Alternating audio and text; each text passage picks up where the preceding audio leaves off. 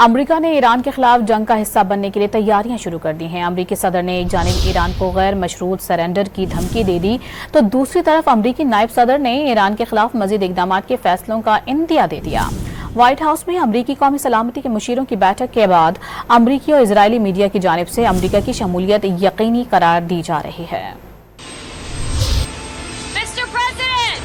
امریکہ ایران کے خلاف اسرائیل کی جنگ میں کودنے کے لیے پر تولنے لگا۔ امریکی صدر نے ایران کو غیر مشروط طور پر سرنڈر کرنے کی دھمکی دے دی۔ ڈونلڈ ٹرمپ نے اپنے سوشل میڈیا پیغام میں کہا کہ فی الحال ایران سے بات کرنے کے موڈ میں نہیں ہیں۔ ایران کو مکمل طور پر سرنڈر کرنا ہوگا۔ امریکی صدر نے یہ بھی باور کرایا کہ وہ جانتے ہیں ایرانی سپریم لیڈر کہاں چھپے ہیں، لیکن ابھی انہیں قتل کرنے کا ارادہ نہیں۔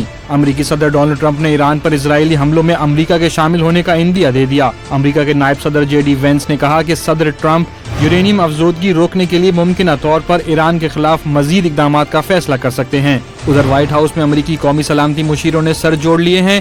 1 گھنٹے تک جاری رہنے والے اجلاس میں کیے گئے فیصلوں سے تاحال آگاہ نہیں کیا گیا۔ تاہم امریکی میڈیا نے دعویٰ کیا ہے کہ امریکہ اسرائیل کے ساتھ ایران پر بمباری میں شامل ہونے پر غور کر رہا ہے۔